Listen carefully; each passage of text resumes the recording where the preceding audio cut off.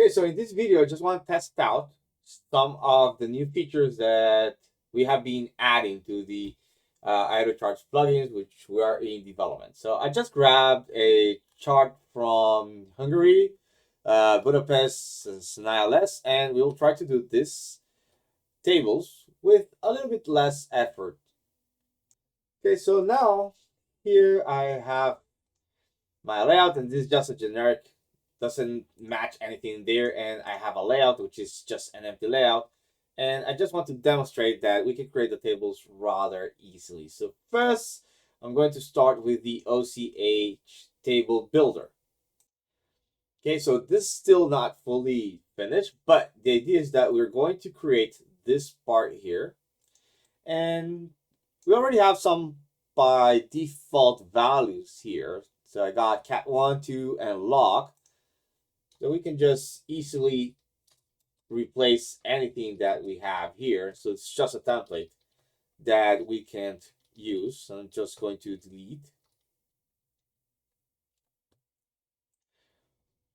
Okay, and you can notice that at the top, I can add or delete the values that I have. So here we're going to put 662, 166, 664, 178, and we're going to complete the whole table. Okay, and for the log only case, I'm just going to fill up the first cell column because we're going to use the same for the other three values. And we have a preview of how this is going to be looking. So OCH, A, B, C, and D. This is not going to be exactly like this. It's going to change a little bit. Then the values that we can change. Okay, and let's see what else. There's no circling here. This part still not possible to do automatically, but I think it's just another style that we can add. And let's see, total width. Maybe I want it to be 100. That's the total width on our layout. First column 30. So this is still working in progress and where we want it. So if we have several layouts, we can set which layout we want it. But in this case, I'm just going to add to layout, and here I have my first table here, and I can just double click here, and I can merge my selected features to get very similar results. So this is the first part that we have included in the plugin.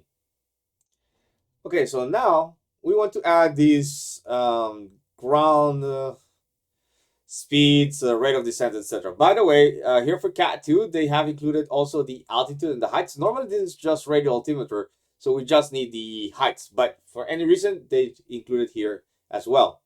So for this one, we can just go to, it's in the layouts yet, but we're going to move this to, sorry, it's in the map canvas. We're going to move to the layout because it makes a lot more sense there. But when we click here, the ground speed rate of descent table builder, okay, so we can say, what's the distance? The distance here is 9.3. The gradient is 5.2%. And by default, it's going to calculate what are the values here. So I can say, well, I want it for 60. I need it for 90, 120, 150, and 180. Okay. And the values that we get here are the exact values that are calculated. Yet, still to check the output. Okay. But again, total width, I'm going to say 100, 30. It gives you a good preview of what's happening. I'm going to add to layout, and here I can check. So 9 minutes 18, 6 minutes 12, 4:39, 3:43, 3:66. So it seems timing is okay. Now for the rate of descent, this is 319 feet per nautical mile. So it's not exactly 320. But in any case, it gives you a value, but we can alter it manually to match whatever we have. And maybe I want to say that this is also merged across it. Okay, so I got the second one here. It looks okay. I can change a few of the things here to match. And timing not authorized to define the map. So that's important to know that maybe it needs to be included as well. So now we're only missing this distance altitude table. Okay, of course, you will need to move this to the correct position in your layout. But eventually we're going to create this so that it's put in the correct position from the start, so you don't need to start fiddling around and move it around.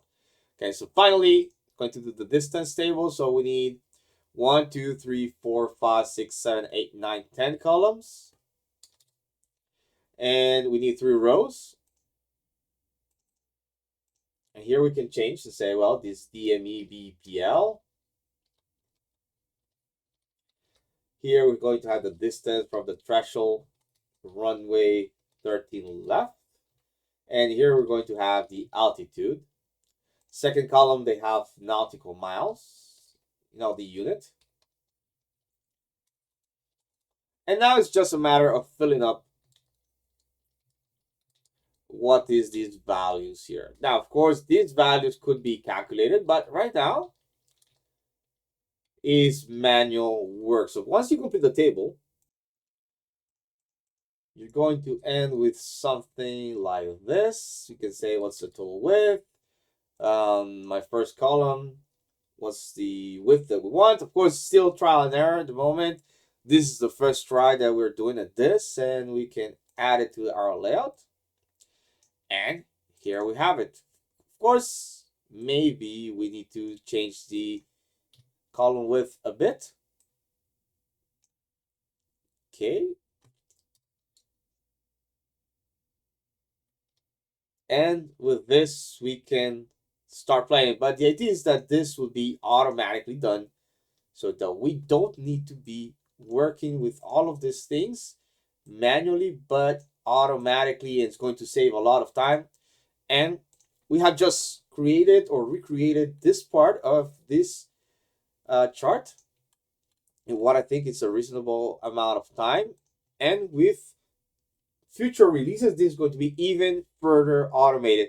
So QGIS, however you want to call it, with some automation, some open source AeroCharting available for you to be using. And if you want to provide feedback, just let us know.